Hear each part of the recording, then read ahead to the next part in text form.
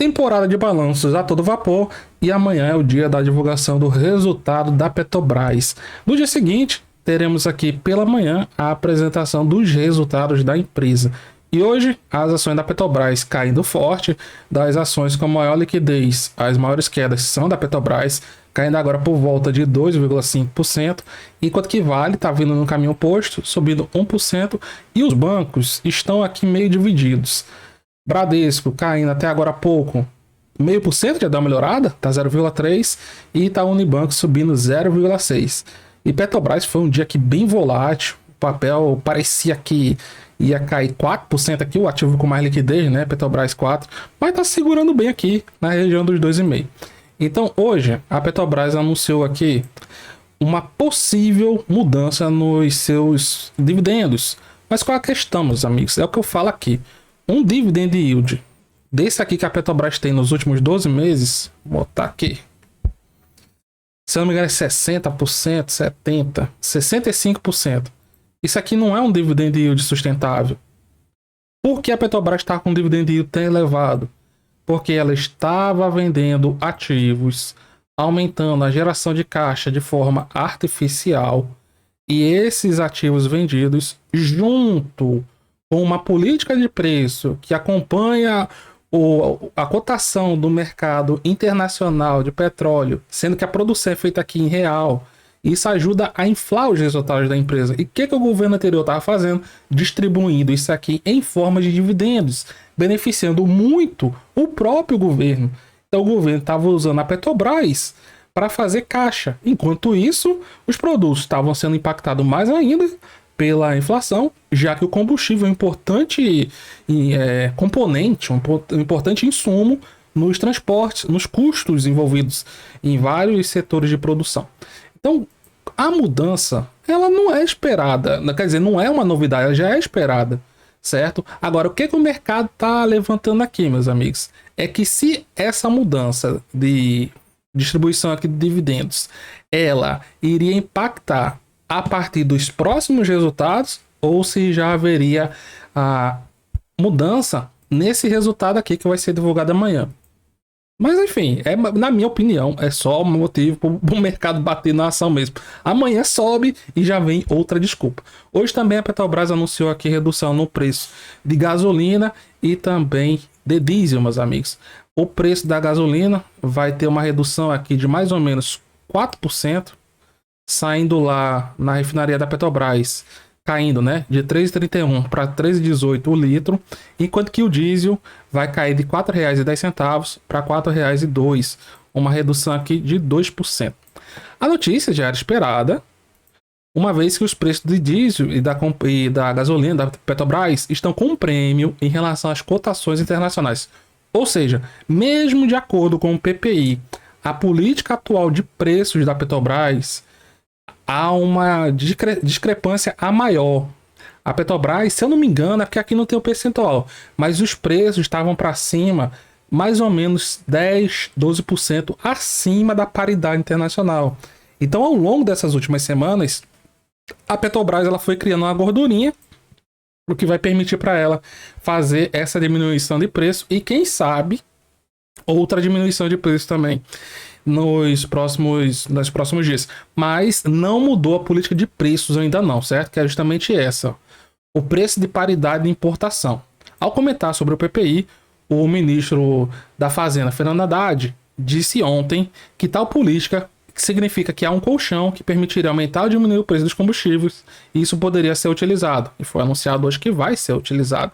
Porém, para haver uma compensação completa da remuneração dos combustíveis, que vai voltar a cobrar amanhã, o corte nos preços teria que ser maior, o que manteve uma incerteza no mercado sobre a manutenção da política atual da Petrobras e também sua política de dividendos, já que houve aqui uma remuneração da gasolina e do etanol. Não foi como é que estava na época de Bolsonaro, certo?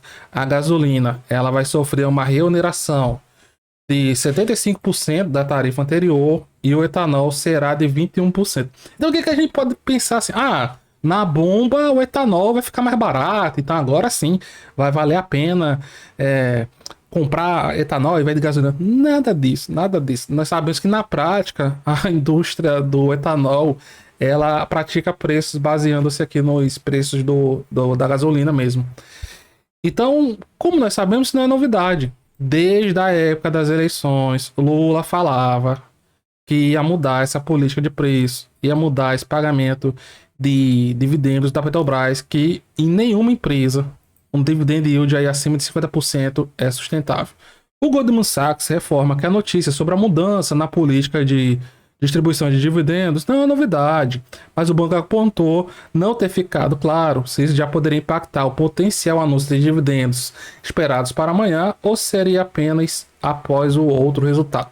De qualquer forma, ainda que o dividendo do quarto trimestre tenha a sua política atual de dividendos preservada, uma vez que ainda não houve mudança no Conselho de Administração, a questão fica para os próximos trimestres. Na opinião do JP Morgan, antes das notícias do começo da tarde de hoje, as condições para o pagamento de dividendos ainda estão em vigor para o último trimestre. O preço do barril do petróleo está acima do limite mínimo de $40 o barril, conforme exigido pela política da Petrobras.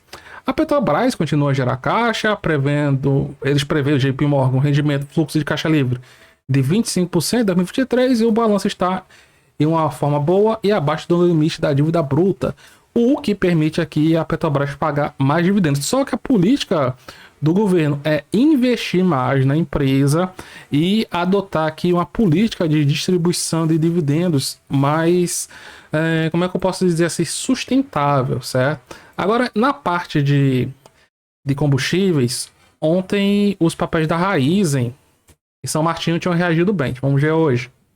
De ontem para hoje não mudou nada, né? Vou botar aqui. Pronto. Raízen, Raiz 4. Raiz 4, ó.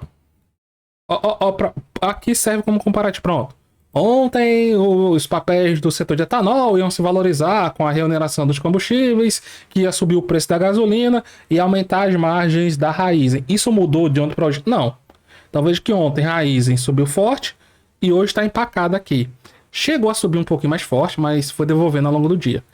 Raízen, ó, chegou a subir hoje, deixa eu ver, 3%, mas agora está próximo do 0 a 0. Vamos ver São Martinho. SMTO3. São Martinho, também empacada, próximo do 0 a 0. E aquilo que eu falei, ó. São Martinho tá vindo aqui nos 27, 28 reais. Olha o que aconteceu nas outras vezes que chegou nessa região. Então aqui, se conseguir romper aqui essa região dos 28, 29, próxima parada é nessa outra região de topo, ó. Zona lá dos 35 e 70. Jales Machado. Opa. Vem, Maria, Jales Machado é que tá morta mesmo. 0, 0. Mesma coisa, bem parecido com o São Martinho. Conseguindo romper essa região dos R$8, que não consegue desde junho, julho do ano passado. Próxima região de resistência vai estar aqui. Abaixo dos 9. Depois aqui, ó. R$10. E na Raízen, região importante para cima. Raízen, meus amigos, ela tem que conseguir fechamento acima dos 3,20. Acima dos 3,20, na minha opinião, ela pode vir pegar aqui, ó. 3,80. Mas aqui não tá dando muito sinal que vai reagir, não. O negócio tá aqui bem empacado. Em relação à Petrobras, a gente tá vendo essa pancada de notícia, né? Mas se a gente for ver bem, Petrobras vai fazer 2 meses. 2 meses. E nem vai nem vem. Notícia boa, notícia ruim, notícia média.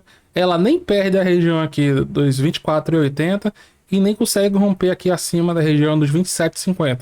E agora, ó, tá se dirigindo para a parte de baixo desse grande retângulo que está aqui desde o início de janeiro. Essa aqui, parte de cima, parte de baixo. Essa daqui. Agora, vamos ver aí novos desdobramentos da Petrobras.